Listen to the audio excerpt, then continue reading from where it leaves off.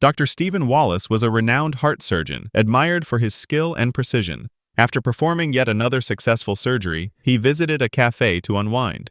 There, he met a 16-year-old boy named Martin. They shared lunch, engaging in lighthearted conversation about life, dreams, and the future. Stephen, feeling a strange sense of connection with the boy, gifted him a watch. Overjoyed, Martin hugged him in gratitude before they parted ways.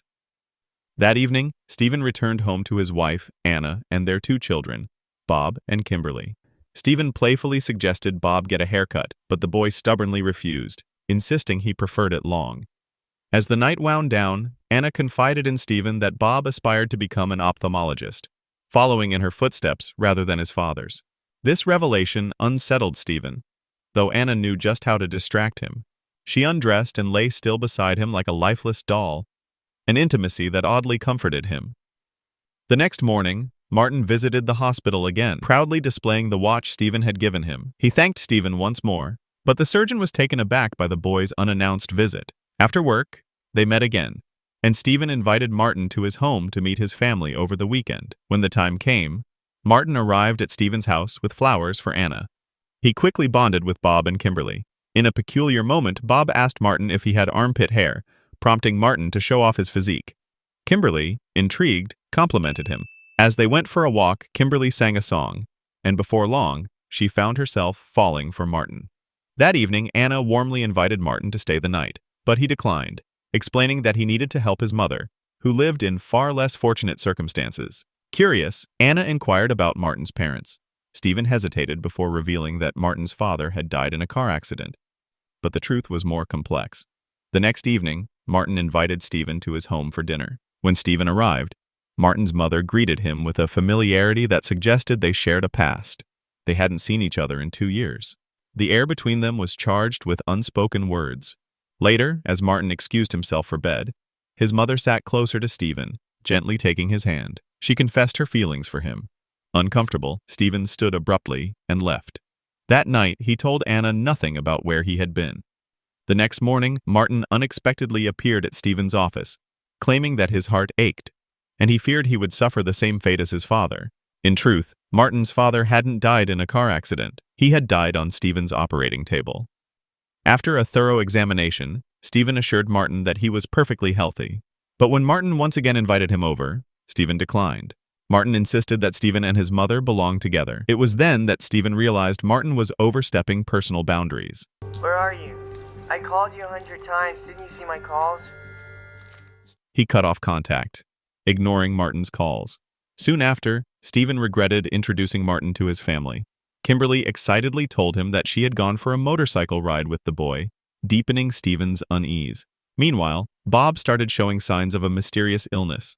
One morning, he couldn't get out of bed. Dad, my legs, they're numb. I can't move them. Concerned, Stephen took him to the hospital, but all medical tests came back normal. The doctor suspected a psychological issue, but as days passed, Bob's condition worsened. Martin visited the hospital again and ominously told Stephen that he knew what was happening to Bob. He claimed that because Stephen had killed his father, the universe demanded a life in return.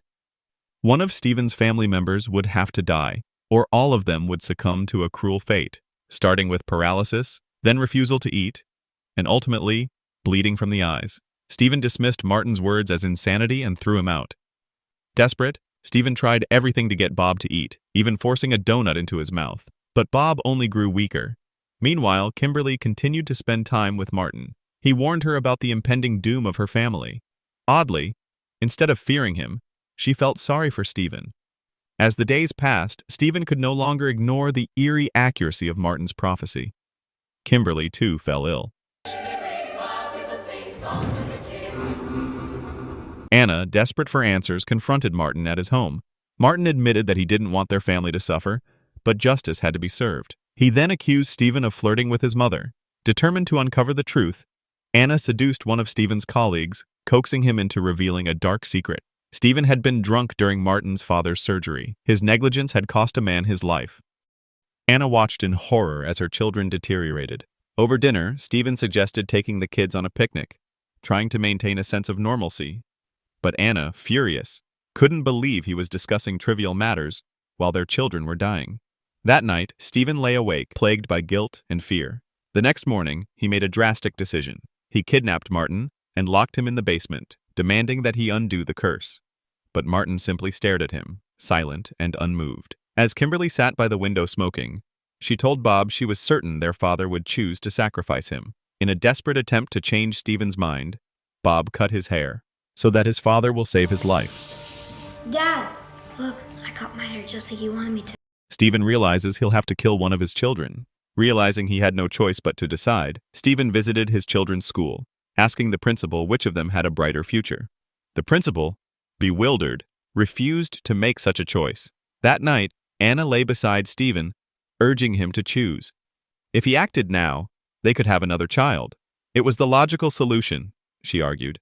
Kimberly, refusing to accept her fate, attempted to free Martin, but he ignored her pleas. She ran away from home, only to be found by Stephen and dragged back. The next day, Bob reached the final stage of the illness. His eyes bled. Realizing that Martin's captivity wasn't helping, Anna freed him. That evening, Stephen gathered his family in the living room. Tying them up and covering their eyes, he spun in circles, firing blindly with a rifle.